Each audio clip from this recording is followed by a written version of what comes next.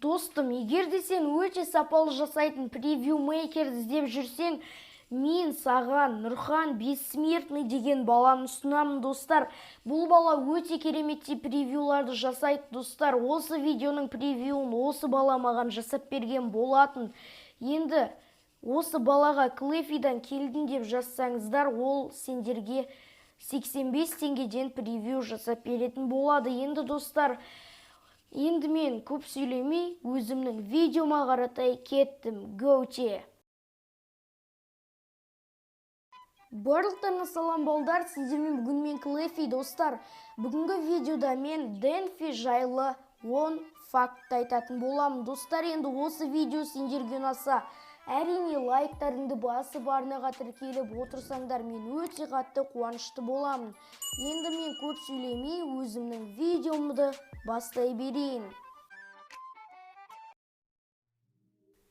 Достар, енді міне мен каткама да келіп жеттім. Енді достар, мен 12x1 деген режимда Switch картасында ойнап жатырмын. Енді мен лаймовый командамын. Енді достар, бүгінгі видеомыз жайлы болмақ. Енді бүгін мен Денфи жайлы сендерге 10 факты айтатын боламын. Енді достар, Гоуте, осы видеоға максимальны лайктарыңызды басып тастасаңыздар, мен өте қатты қуанышты боламын.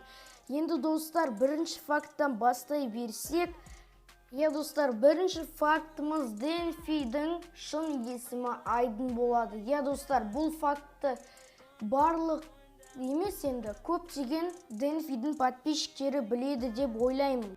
Ал достар, екінші фактымыз Денфидің жасы 15-те. Денфи 2004 жылғы бала, достар. Ал достар, Денфи жайлы үшінші фактымыз, Денфи жаңа өзенде тұрады екен, достар. Жаңа өзенде тұрады біздің Денфи. Ал достар, Денфи жайлы төртінші факт сендерді қызықтырады деп ойлаймын.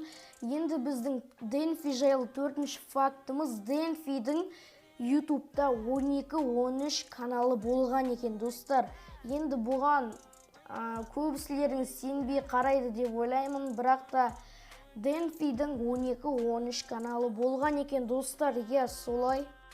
Ал достар, Денфи жайлы 5-ші факт, ол ютубқа дамып, ақша табу үшін келген, достар.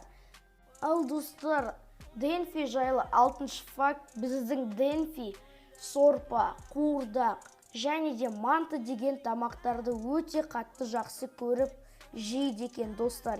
Солай. Ал Денфи жайлы 7-ші факт, оның қызы жоқ, достар. Ал Денфи жайлы 8-ші факт, ол үйленгеннен кейін 80-90к поды болса және ол ютубтан табыс тауып отырса, ол ютубты тастамайды екен, достар.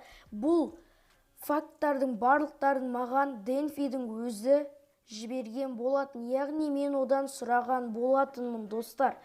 Енді Денфи жайлы 9-ші факт, ол орыс мектепте оқиды, достар. Біздің Денфи орыс мектепте оқиды. Ал Денфи жайлы 10-ші фактымыз, достар, ол өте кереметті ютубер. Достар, енді біздің бүгінгі видеомыз аяқталады. Енді сендерге Денфи жайлы 10 факт ұнаса, осы видеоға лайктарыңды басыңдар. Сендермен бірге болған мен Клэфи, давайте.